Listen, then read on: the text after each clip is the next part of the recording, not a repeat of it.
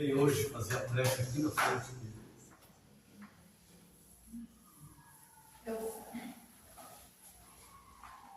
Muito bem, comigo. Antes que comece o sorteio, né? Nunca se sabe, né? Vamos fechar os nossos olhos, levando o pensamento a Deus, nos concentrando com o mundo, com a espiritualidade da casa. Ave Maria, cheia de graças, o Senhor é convosco, bendita sois vós entre as mulheres, e bendito é o fruto do vosso ventre, Jesus. Santa Maria, Mãe de Jesus, rogai por nós pecadores, agora e na hora de nosso desencarne.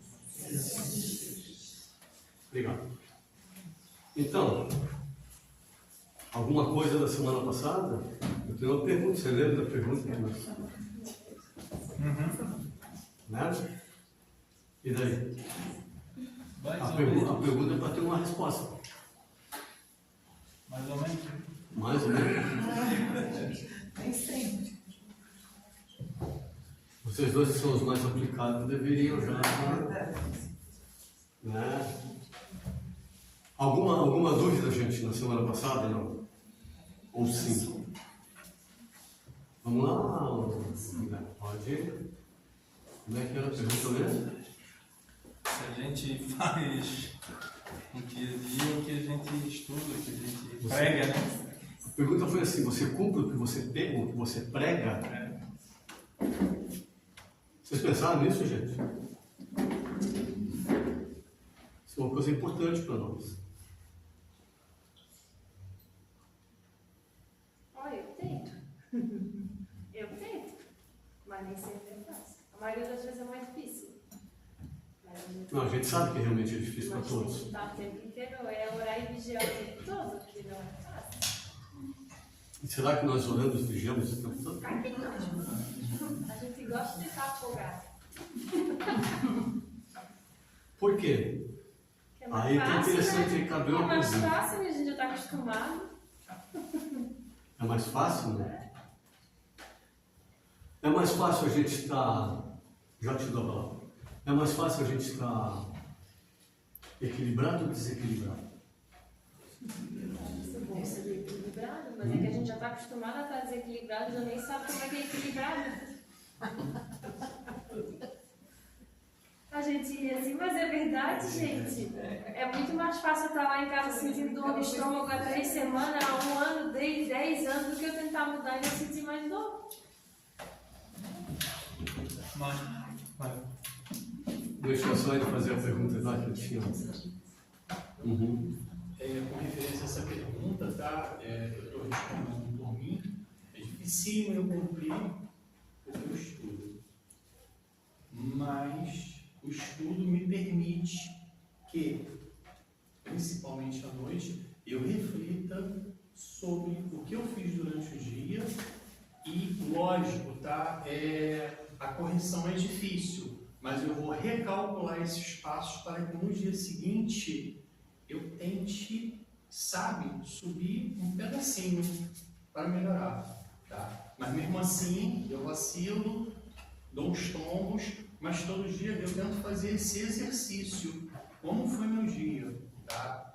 E chego pedindo, não tenho vergonha de dizer, peço desculpas à espiritualidade pelos meus erros, mas o melhor, ou talvez não seja o melhor, eu tento me corrigir com quem eu errei. Isso é uma coisa que eu tento trazer para dentro, sabe, do meu ser, e eu não quero ficar triste com isso, sabe? Importante, é assim mesmo. Eu não quero ter essa tristeza do homem, a tristeza aqui da terra, sabe, que a gente sofre. Eu acho que a tristeza divina, eu acho que, sei lá, acho que existem 2 tristezas, é totalmente da tristeza diferente daqui da terra, que, sabe, a gente sofre, mas a gente erra, a gente sofre, a gente erra e a gente persiste no mesmo erro. E aí a gente fica triste e a gente fica doente. A tristeza divina, eu acho que a gente fica triste, mas a gente tenta, sei lá, sabe, se corrigir. Eu acho que, não sei, acho que é por aí. Eu acho que assim, que a Ana estava dizendo que é mais fácil a gente se desequilibrar, mas com certeza se ela olhar para trás, assim como todos aqui, me incluo, se a gente olhar para trás, eu acho que a gente está mais equilibrado do que há um tempo atrás. Então, à medida que a gente vai, vamos dizer, buscando esse autoconhecimento, fazer essas nossas reflexões de como foi o nosso dia, pedindo mais ajuda, botando mais na mão de Deus, assim, de fato, a gente vai conseguindo manter mais o nosso equilíbrio. A gente tem que, eu acho, vibrar também com essas conquistas. Hoje eu não acelerei para o cara entrar ali, porque geralmente acelerava para não deixar entrar. Então, consegui da vez pro cara aí, parabéns, Guilherme. Né?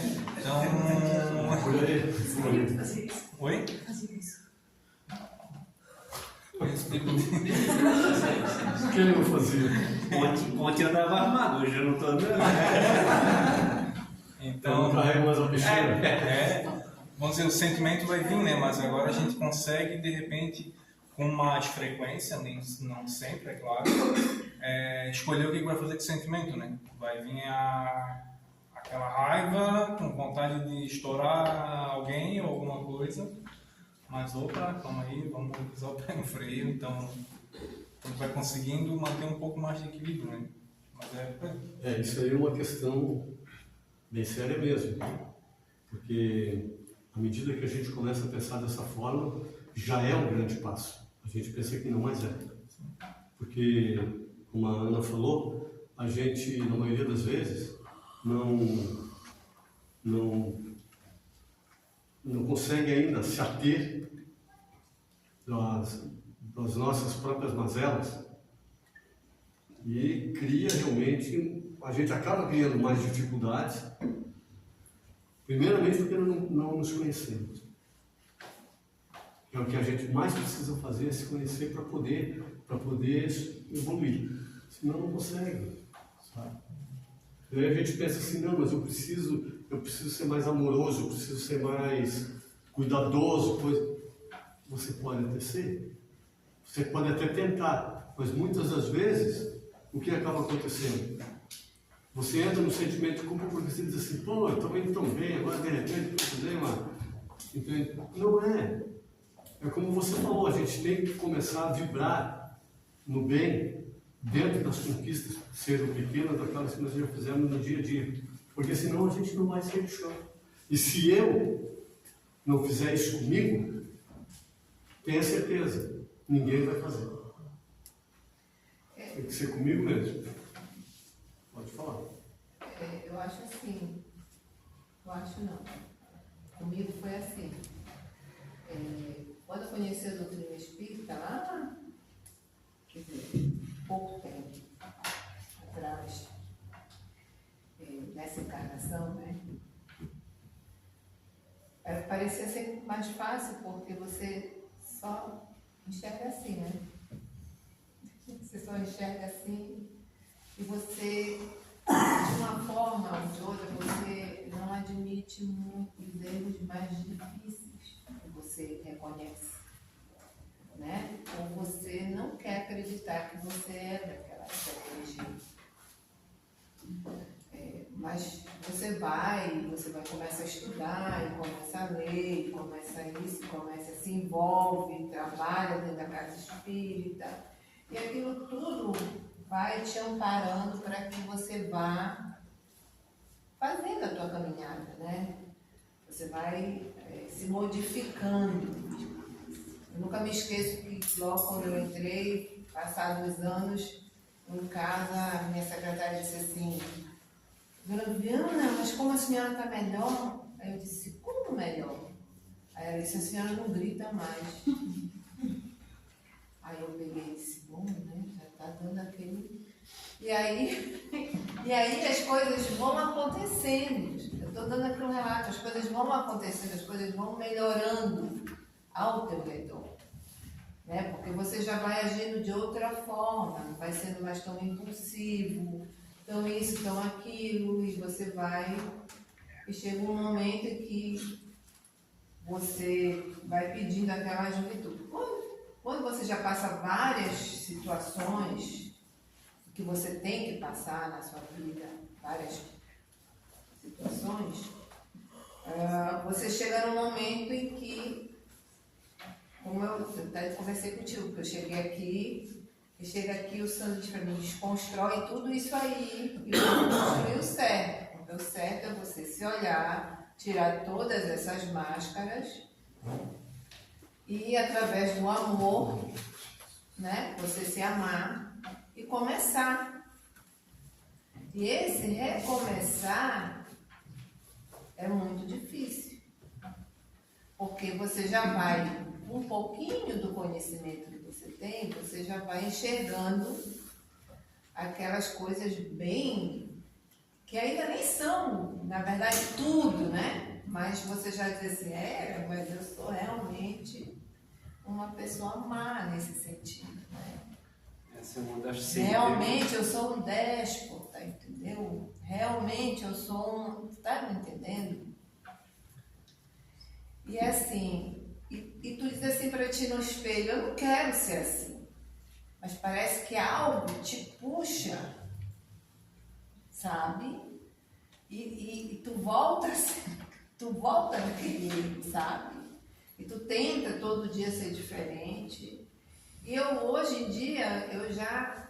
Teve um momento de muita revolta, de eu dizer assim, eu não quero saber, eu vou viver, eu vou vivendo e vou tentando acertar, mas hoje em dia, eu olho e digo assim, isso me faz mal, isso me leva a tal coisa, então não vou fazer, sabe? Por exemplo, eu brigava muito com meus filhos antes, quando eram menores, perdia muito a paciência e eu brigava com raiva, sabe? Então, eu prometi para mim mesmo que eu não ia mais brigar com raiva e nem falar com raiva. Então, hoje em dia eu me acalmo muito e vou conversar. Viu aí o que é a falta que a gente estava falando antes de autoconhecimento? Porque enquanto eu não me conheço, eu não sei aonde que eu vou me firmar para poder achar esses paralelos, para que eu não saia disso. Mais alguém tem mais alguma coisa? Vamos lá. A pergunta é, você faz o que você prega. E se eu não pregar, justamente para não cair nessa hipocrisia, eu também estou errando? Você chama de hipocrisia o quê? A hipocrisia de... Porque para mim pregar, meu entendimento de pregar, é anunciar isso e geralmente destinado ao outro. Fazer o contrário. Então, eu falar o que pro outro que é certo, né? Porque esse assunto ele surgiu disso, né? Na semana passada. Então, se eu não tomar essa ação de depositar esse conhecimento, enfim, tudo isso para o outro, justamente porque eu não faço isso na prática, eu também estou caindo no erro. Não é que você vai cair no erro, é que você não deu um passo que deveria dar, no caso, para você fazer a tua mudança. Só que se Nesse sentido, você se resguardou de realmente fazer, talvez por medo, talvez por falta de entendimento. Porque não é você que faz isso, é todos nós fazemos isso. Porque é muito mais fácil, entende? Eu passar para o outro aquilo que eu prego, bonitinho tudo, e na hora eu não faço. Agora, se o outro vem me perguntar e eu me resguardo, para que eu não caia nessa situação, como você falou, de se tornar uma pessoa hipócrita, eu também estou sendo um ladrão de uma informação que eu poderia passar. Porque a informação é importante, sabe? A informação é importante a gente dar. A pessoa pode perguntar para você assim, que você pratica isso? Você pode dizer com todas as letras, não, eu ainda não consegui. Não tem problema nenhum. Mas, porque se for dessa forma, então ninguém poderia, no caso, tomar as rédeas e dizer assim, não, eu vou lá fazer uma palestra, eu vou lá passar um conhecimento, porque eu não cheguei lá ainda, então a gente nunca vai chegar. Porque nós estamos todos dentro de uma mesma escala, praticamente, e meio igual. Então, o que é as conversas que a gente tem e o que a gente faz? É justamente um treino para que a gente possa se melhorar.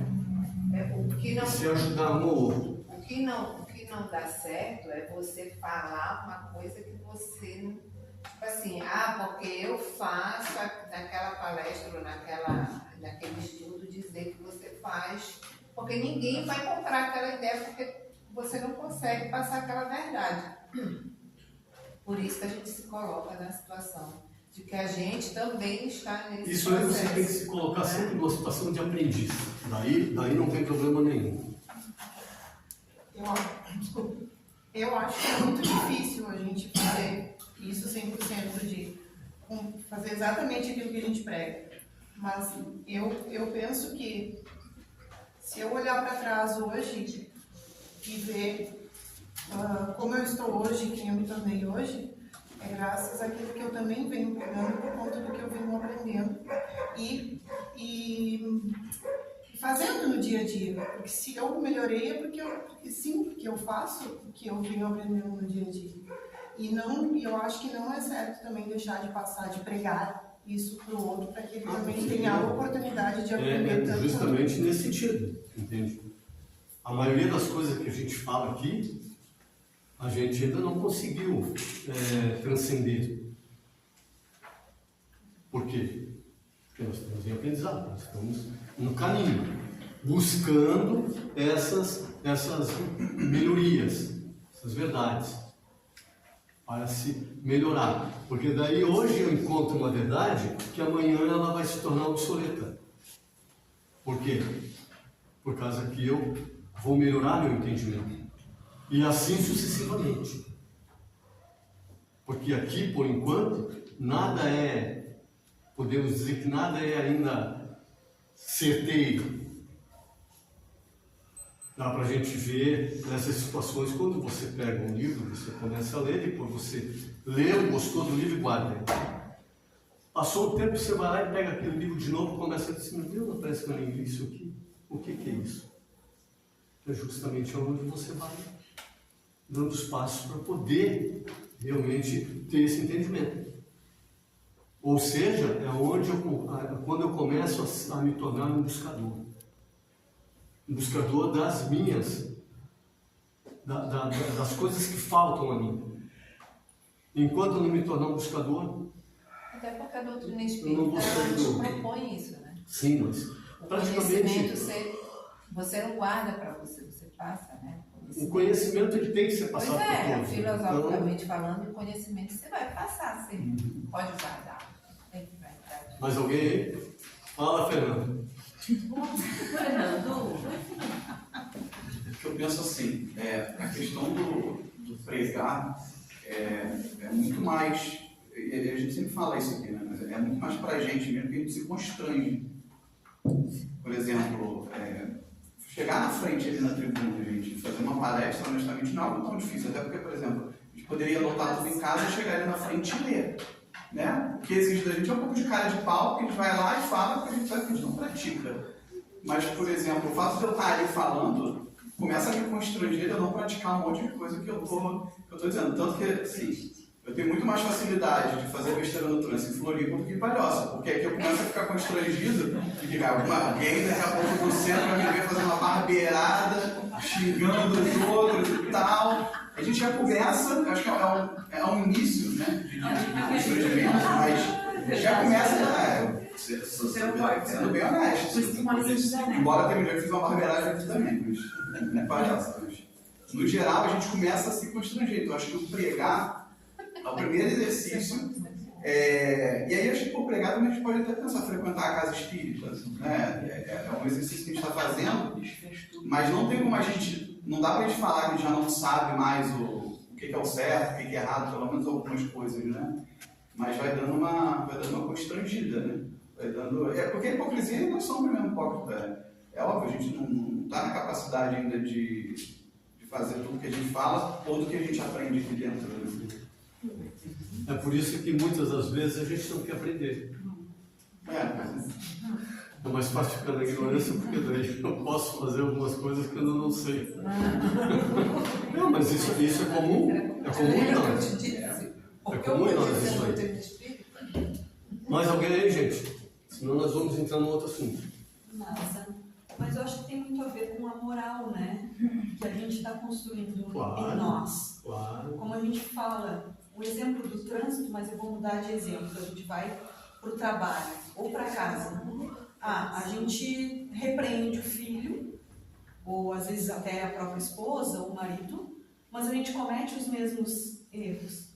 Então, nessa questão moral, se tu costuma fazer tudo correto, por exemplo, com os filhos, não mentir, né? E os filhos, principalmente com as mães, a gente costuma dizer que sabe de tudo, e volta e meia eles vão lá e escorregam e a gente acaba pegando na mentira. E eles vão lá e acreditam que a gente sabe de tudo mesmo. E na verdade foram eles que entregaram. Mas nisso é uma coisa muito assim, ó, a gente está aprendendo a ser mais honestos também com os nossos filhos, a sentar e conversar, e não simplesmente chegar pela fase do berro, né, e mandar parar e tudo.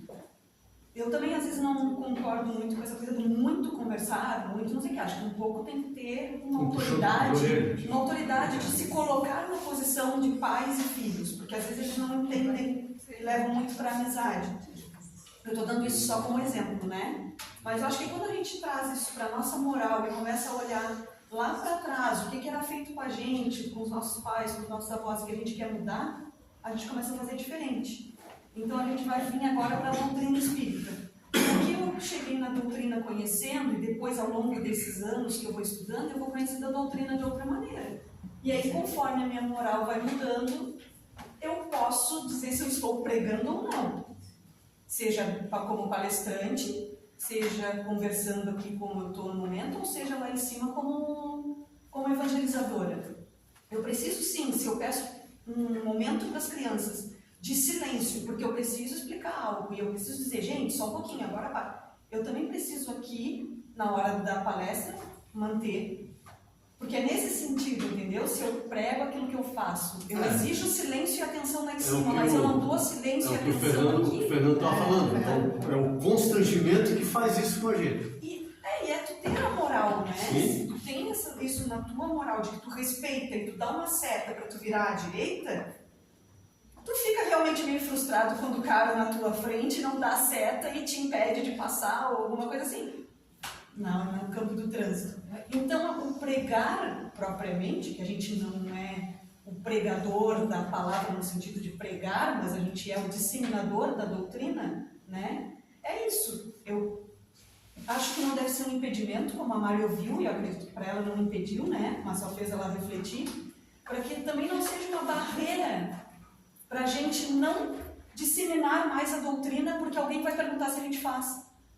Na verdade, ninguém faz 100%, nem quem dá palestra, né? Então, que não seja uma barreira, mas que a gente faça esse realinho da nossa moral, do que a gente pode realmente estar fazendo para colocar em prática aquilo que a gente está dizendo para o outro, né? O negócio é o seguinte, que a gente só faz aquilo que a gente enxerga. Entendeu? Tá se falando por ti, né? Pois é. Claro! Fala, Fernando. Mas é como você está falando por vocês. Não, eu estou dizendo que eu penso que deve ser, mas... É o que a gente enxerga. Estou dizendo, o Rui não para na contramão, mas eu paro. E tem outro ponto também que às vezes eu não tenho constrangimento de fazer besteira por mim. Às vezes eu tenho constrangimento de fazer besteira, às vezes pela casa que eu estou frequentando. Porque quando a gente está ali na frente falando, a gente acaba se tornando referência para as outras pessoas, e aí começa a bater um pouco de constrangimento do tipo, se aquela pessoa me vê fazendo uma besteira na rua, e se ela precisar da ajuda da casa espírita que eu frequento, mal ou bem eu sou um representante também dessa casa. E essa pessoa pode ser que não procure mais ajuda aqui pela minha postura. Então muitas das vezes acaba me constrangendo, não por mim, porque às vezes eu estou bem resolvido com algumas inferioridades minhas, mas muito pela casa que eu estou frequentando e o quanto que isso pode atrapalhar outras pessoas, sabe? Então acho que tem esse ponto também. Mas a gente acaba automaticamente se policiando. Eu essa semana mesmo eu comentei, eu sou professora da comunidade e frequento aqui, né? E aí, esses dias, uma amiga minha estava com ela no carro, ela bateu o carro, ela foi dar ré, bateu o carro. E ela disse assim, até me serviu de exemplo, né? Ela foi super tranquila e o cara que ela bateu o carro também super tranquilo. E começa a conversa, começa a vir, ele disse que me conhecia. E eu, da onde? Não sei.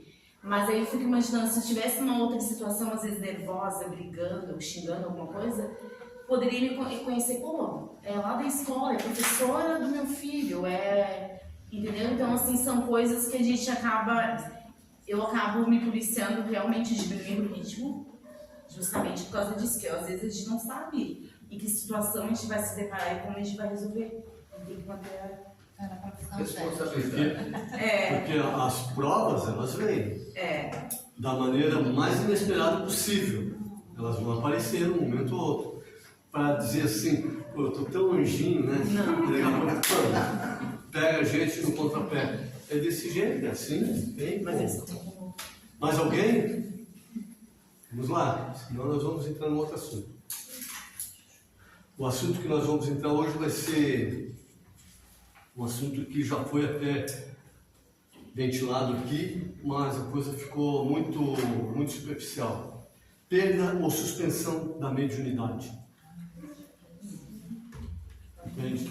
Então a gente vai ler alguma coisa aqui que é uma questão bastante explicativa, porque são perguntas e respostas, e foram perguntas que foram feitas no plano astral por médiums que saíram daqui e... É assim, tem gente que está seguindo a apostila. Mas faz parte da apostila. E elas estão estranhando que isso não está ali. Na sequência. Que se você desdobra a apostila, você vai ver que tem. Sabe dizer que é a página? Não, ele não está aqui. Não tá Se você aqui. desdobrar ela em termos de estudo, você vai ver que tem. Tá, entendi. Entende? Na hora que a gente começar a falar aqui, você vai ver que é realmente isso. Tá. Então, foi feito essas perguntas foram feitas por médiums que saíram daqui depois de ter uma queda grande.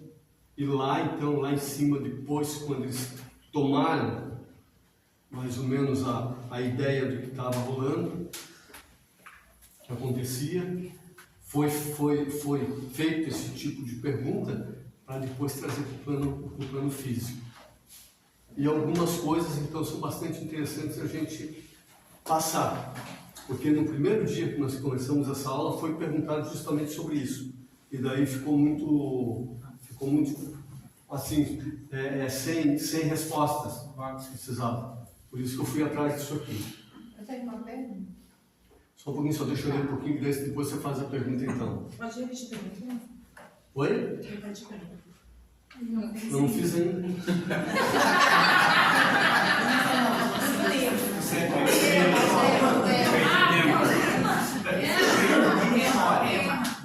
Perda e suspensão da mediunidade. Uma coisa. Eu acho que ela quis saber da pergunta, qual foi a primeira pergunta que fez quando começou o tema. A pergunta é o seguinte, a pergunta é de número 20 desse livro aqui, que diz assim: quando o médium deixa de exercer sua mediunidade, isso pode causar algum prejuízo ao seu psiquismo e à sua vida, de modo geral? Podem ocorrer fatores externos ao desejo do médium que o impeçam de trabalhar mediunicamente? E a resposta é assim: perda ou suspensão da mediunidade já foi tratado lá com Allan Kardec, ele fala aqui, que é justamente para poder dar uma base do que tinha, porque lá no Livro dos Espíritos tem isso bem claro. E aqui na própria apostila também vem isso aqui, entende? Então diz assim: baseado em nossas observações pessoais, que aqui deixamos registrado para o efeito de estudo complementar por parte dos nossos irmãos. Essa fase, muitas vezes incômoda para o paranormal ou médium, pode ser definida como uma suspensão mais ou menos duradoura dos fenômenos mediúnicos, que tem em determinado sensitivo seu epicentro que pode ocorrer de modo espontâneo ou não. As experiências do contato com o invisível, quando carecem de uma sequência produtiva, podem ser temporariamente interrompidas, podendo haver causas diversas para isso, como também consequências variáveis. Tal ocorrência pode se caracterizar por um ou mais dos seguintes fatores: bloqueio da mediunidade por parte dos benfeitores, cessação espontânea do fenômeno mediúnico devido a necessidades íntimas e psíquicas e de saúde, fase declinante da mediunidade. Vocês sabiam que tem uma fase declinante da mediunidade? Ou não? E tem? Entende? Chega num determinado tempo, ela sofre um determinado declínio.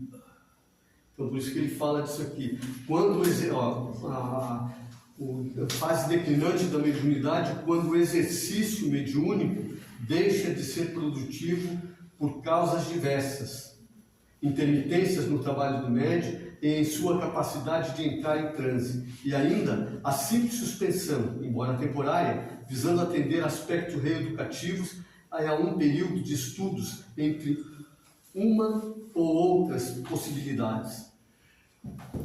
Então, para vocês verem como é. A pergunta foi de que se realmente tem se pode se perder. Ele fala aqui que realmente pode acontecer temporariamente. Mas, isso dado a diversos fatores. Um deles, porque a gente fica sempre pensando assim, mas o que é perder a mediunidade? Será que perde realmente? Não, você perder propriamente a mediunidade, ela é interrompida em um determinado tempo, muitas das vezes até para te dar um tempo para que você possa realmente se reequilibrar. Ou sair, muitas das vezes, de um estado de ilusão. Porque isso, a mediunidade nos leva a isso também. E é muito mais comum acontecer isso do que a gente possa imaginar. Na adolescência acontece isso, né? Na adolescência, geralmente, eles têm Ela acontece praticamente em todas as fases. Na adolescência, assim, aqui nós estamos falando mais para estudantes da mediunidade, mas na adolescência ele pode realmente acontecer. Quando a pessoa descobre que realmente ela tem essa faculdade, o que acontece é que daí ela tenta fazer da forma dela, se mostrar qualquer coisa, então daí ela pode realmente ter uns revés quanto a isso. Isso não só na adolescência, porque quando o estudante da mediunidade cria dificuldades para ele próprio, porque ele não está criando para ninguém, está criando para ele próprio. E a gente pensa assim, então vai criar alguma dificuldade para a espiritualidade? Não, você vai criar algumas dificuldades para ti, no andamento daquilo que você se propôs. Por isso que acontece dessa forma. Então, você está aqui, nós aqui, médios, nós estamos sendo sempre observados. Por quem? Aqui tem uma equipe espiritual que trabalha nesse sentido e eles estão realmente sempre nos monitorando. Então cada vez que eu venho para a casa espírita eu vou ter que ir assim, porque... Não, o monitoramento é sempre. É no dia a dia, não é aqui dentro. É aonde quer que você esteja. Para quê? Para ver o teu comportamento, como que você está criando as situações. Há pouco falando de situação moral, realmente é isso. Como que você está edificando essa tua moral dentro desse trabalho? Até no momento em que eles possam depositar determinada confiança e soltar algo para ti. Daí que solta. Você vai bem aí alguns meses. E depois daí você começa a declinar. O que acaba acontecendo? Primeiramente é chamada a atenção de uma outra forma. Eles te tiram do corpo e te levam para o astral durante o sono. Você recebe todas as informações necessárias que são concernentes à tua mediunidade, ao teu estado especial ao qual você está desenvolvendo, para daí então te colocar lá no corpo novamente e você está fresquinho ali, daqui a pouco aquilo começa a surgir como se fosse um pensamento teu. Mas você, de uma maneira ou outra, você também não quer. Eles tentam de uma outra forma. Porque assim, você iniciou algo, sabe? E de repente você dá uma declinada, eles não querem de forma alguma que você abandone. Porque sabe o que foi, qual foi as tratativas que teve antes de você reencarnar para poder chegar aqui e que neste momento há um chamado lá muito sutil, você veio ser médico. Eu acho que eu vou porque eu gostei muito da doutrina, então eu vou para lá por causa disso. Daí chega aqui, o que acontece? Se depara com determinadas cláusulas criadas por você mesmo, que vai entrar em choque com aquilo que você tem de pensamento, com aquilo que você tem de ideia da vida, de relação, e acaba acontecendo o quê? Você acaba querendo tirar o pé fora. E isso é mais comum do que a gente imagina. Porque chega um determinado momento que o grupo espiritual está te preparando você para fazer algo. E você, a princípio você está ali, atuante. E de repente você não quer mais. Por quê? Porque a gente não está tão preparado ainda com as responsabilidades que precisa ter. Ou não somente isso, também você deixar de lado muitas das coisas que você costuma fazer no seu dia a dia, ou que fazia, e que vai precisar, para poder, no caso, entrar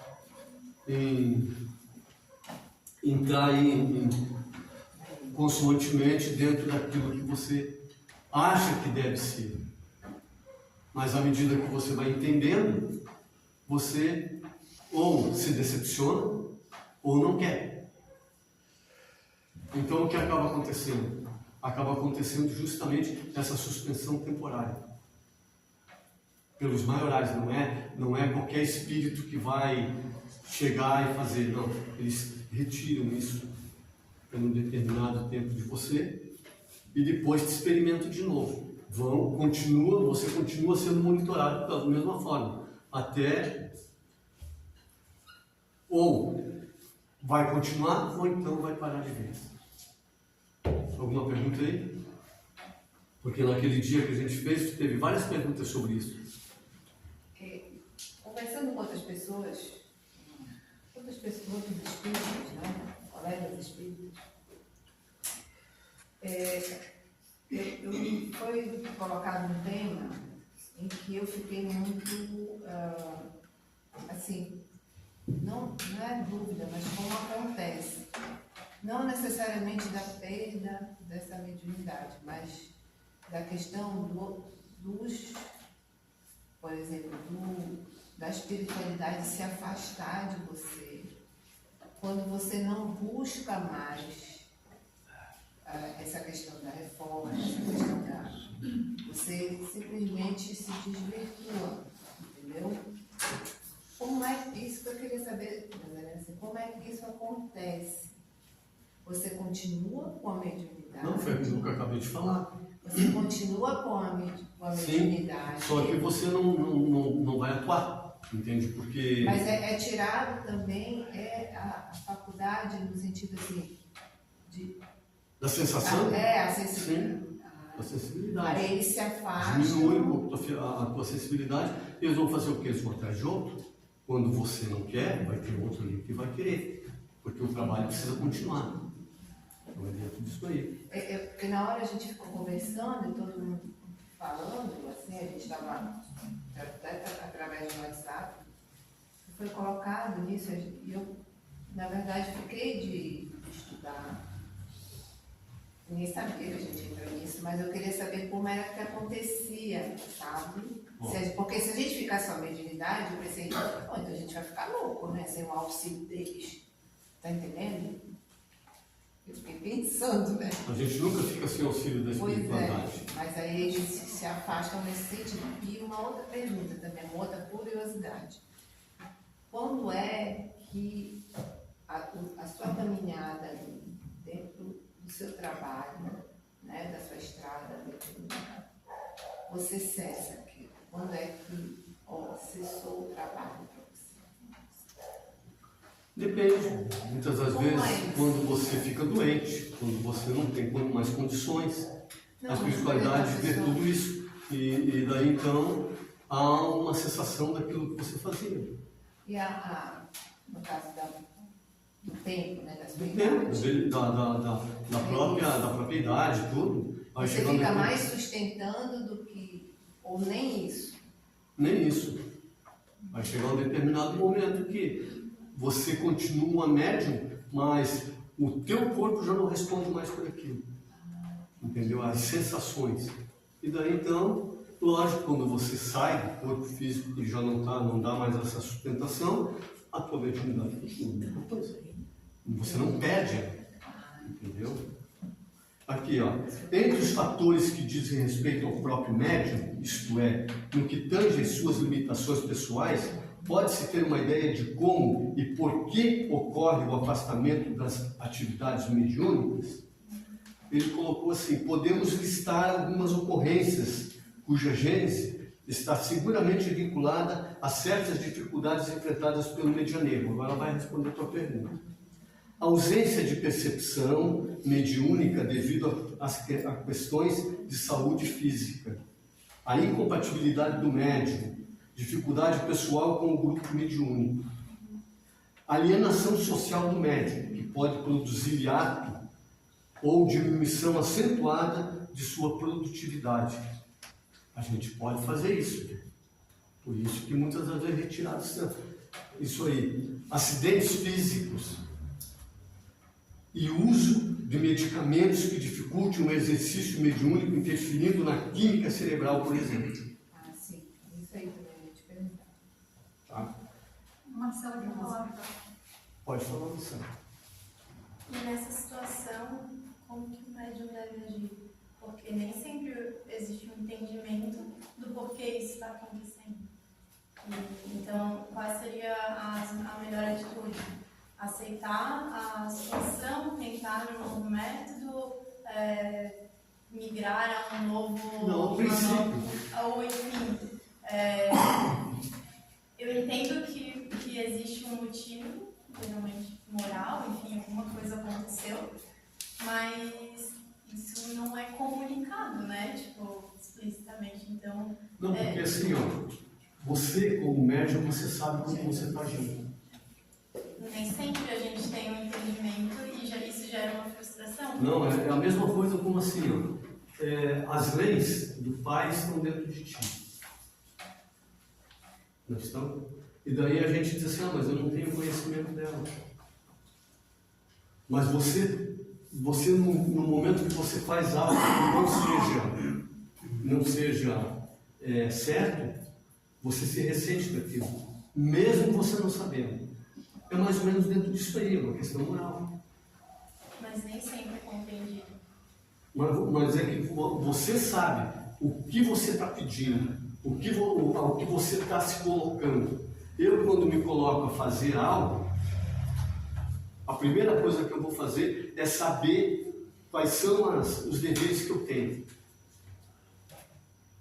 Eu tenho que buscar esses deveres, porque se eu não for buscar esses deveres, claro que eu nunca vou saber. Daí, então, eu acabo infringindo aquele caminhar que eu precisava não infringir, sabe? Aquelas leis, e daí, então, me é tirado. Justamente para que muitas das vezes eu acorde. E dizer assim: opa, o caminho que eu peguei o caminho errado. E qual a melhor ação do Você vai recomeçar. E ali você vai ver, à medida que vai se abrindo novamente para você o caminho. Posso dar um exemplo, pessoal? Pode. Já aconteceu comigo, eu não compreendi o que estava acontecendo. Uhum. E, enfim, eu continuei uma rotina igual, com as mesmas questões, né, na rotina e tal. E aí ela voltou, mas eu não fiz nada com isso. Será que não? Você já fez uma análise mais aprofundada sobre isso? Por ação própria, com intuito, não. Porque, a princípio, o que aconteceu? Como que você ficou? Frustrada? Então, Irritada? Com todas as... Então, é para tu ver. Isso aí te levou você a um novo caminho. Mesmo que você não, que abandone. você ache que não. Que Não, abandone. não propriamente abandone, senão você não teria começado novamente a receber É que os eu só influxos. continuo aí. Mas sempre com Mas uma- por que você continuou? Primeiro você teve se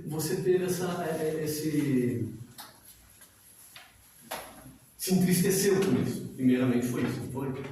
Então, quando acontece isso, a gente passa a reagir de uma outra forma, na busca daquilo que a gente queria, ou então a gente volta a ser o que a gente estava sendo.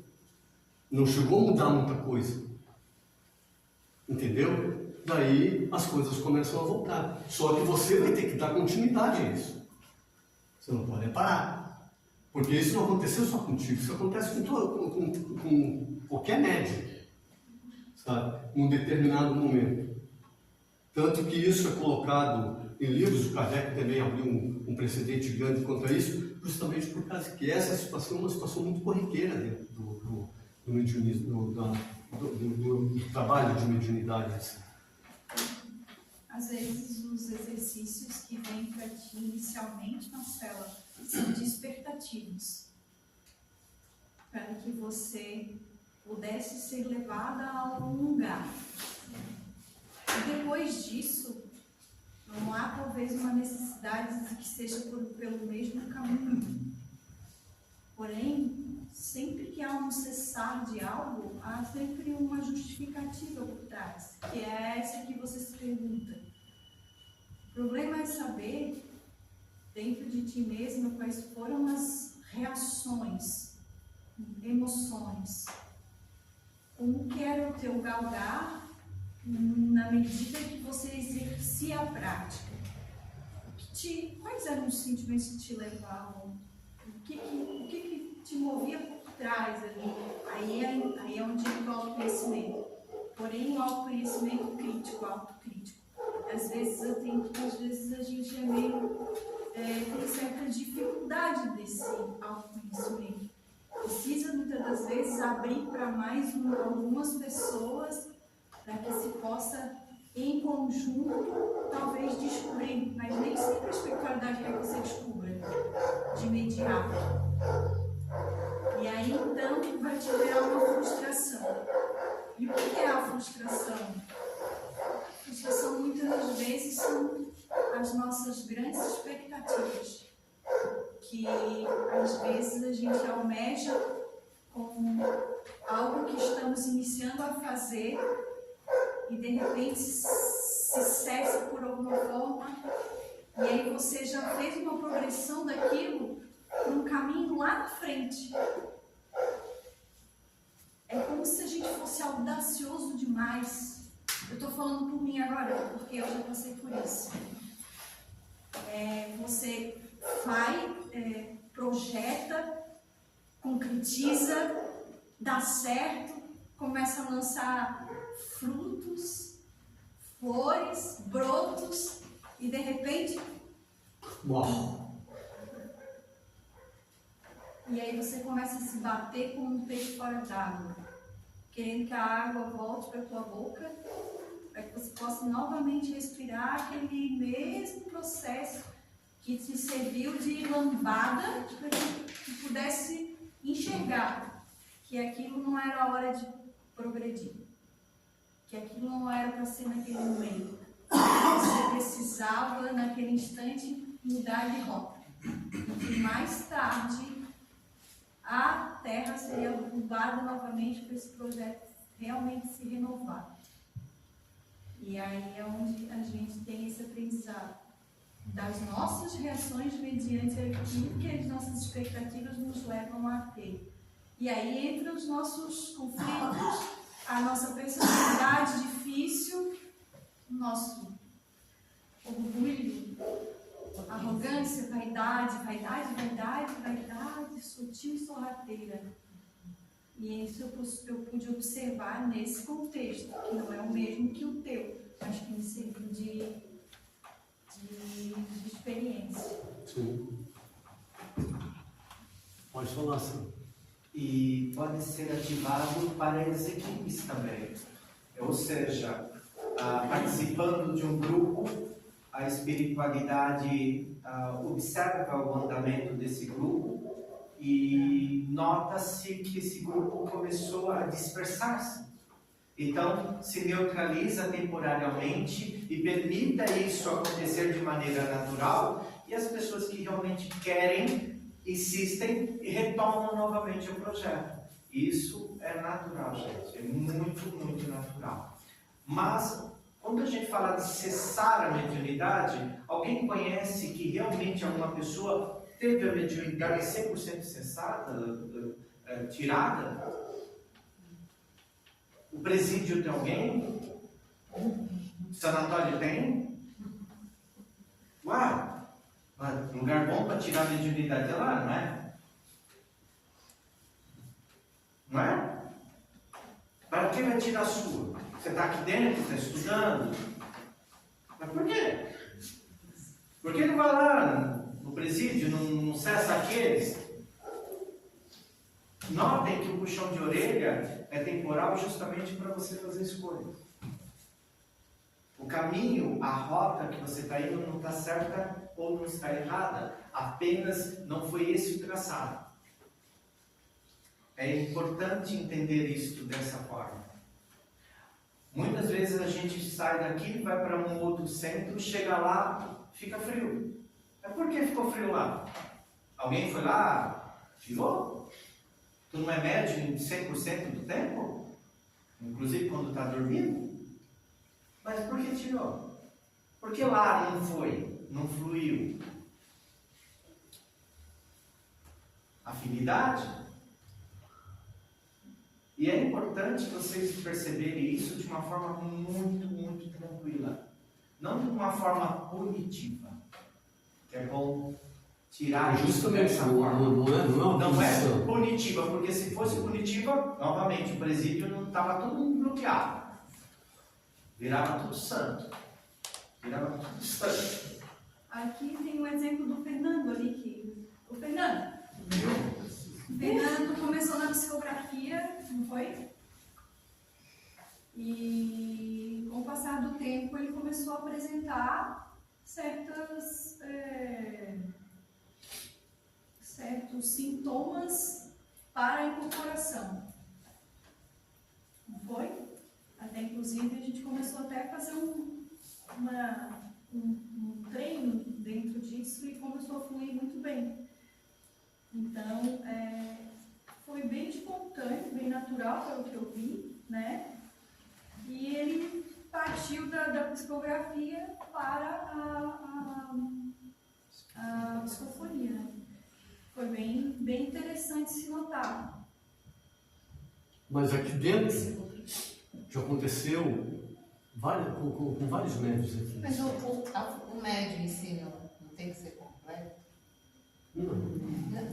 Não se caminha, o que eu quero dizer, não se caminha para se desenvolver as várias, exatamente. Sim, mas o problema é que isso aí não é uma encarnação só. Não, claro que não. Entendeu? Então você tem uma faculdade hoje e você pode desenvolver 1, 2, 3 nesta, mas o resto vai ficar depois. Você vai desenvolvendo paulatinamente.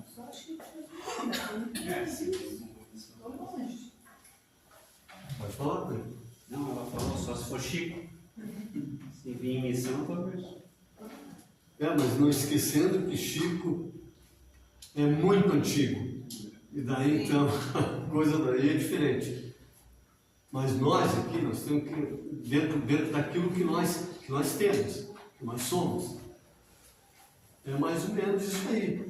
A gente leva um puxão de orelha, vez por outra, para quê? Para uma mudança de rota ou para uma ressignificação daquilo que a gente está fazendo. Está melhor agora ou não está? Não está melhor agora? Assim mais tranquilo? Tá voltando agora. Viu? É assim.